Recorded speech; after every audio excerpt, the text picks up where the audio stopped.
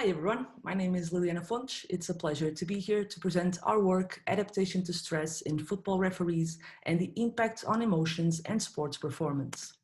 I'll begin with an introduction, then I'll explain our methodology and data analysis techniques. I'll present our results, we'll discuss them, and I'll end with some practical implications. Now, we know that referees are essential to sports and that they play a very complex role. They must ensure that the activity is played safely. They must maintain sports integrity.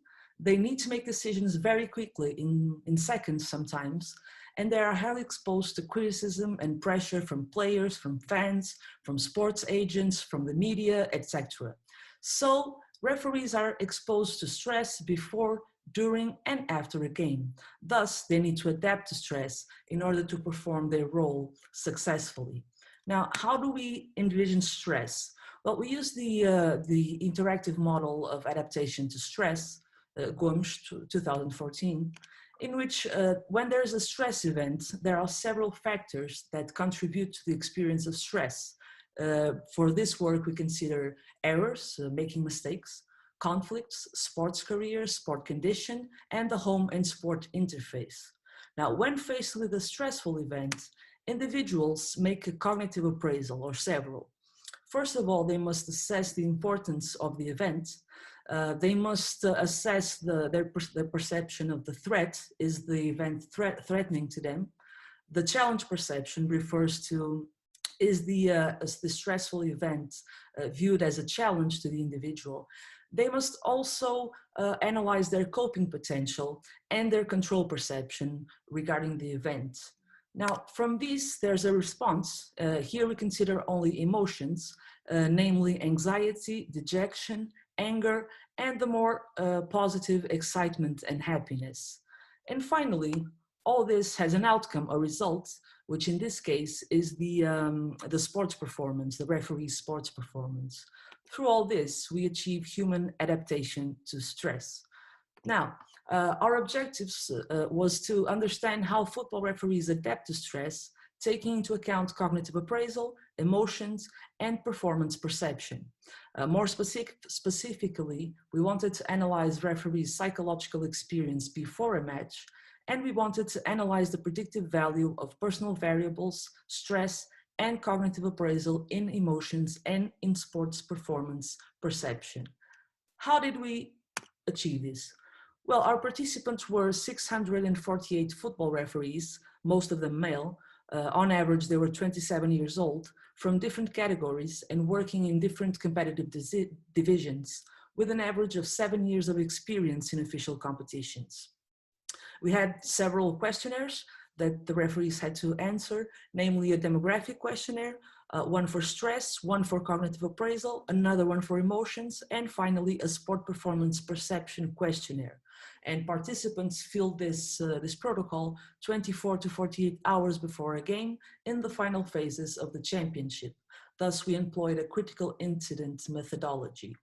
Regarding our analysis techniques, we used SPSS for the descriptive analysis in order to achieve objective 1, and to achieve objective 2, we used linear hierarchical regression. Now, regarding our results, our descriptive results, as for stress, the factor that contributed the most to the stressful experience of referees was errors, committing mistakes. As for the cognitive appraisal, coping potential had the highest expression, and happiness was by far the most prevalent emotion. We can also see that from a maximum of 5, individual perception of sports performance was on average close to 4, so a very positive result. As for emotions, we wanted to explain the experience of emotions. Regarding anxiety, we can see that less years of experience and refereeing in higher divisions explain anxiety. The factors of stress, committing errors, conflicts, and sport condition also explained anxiety, and a higher threat perception and challenge perception also explained the experience of anxiety. Finally, lower values of control perception also explained higher anxiety. And in all, this explained roughly 37% of the variance.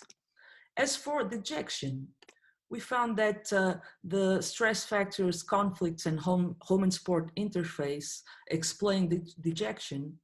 A higher threat perception and a lower challenge perception also explain dejection. And on the whole, this explained 23% of the variance. Moving on to anger.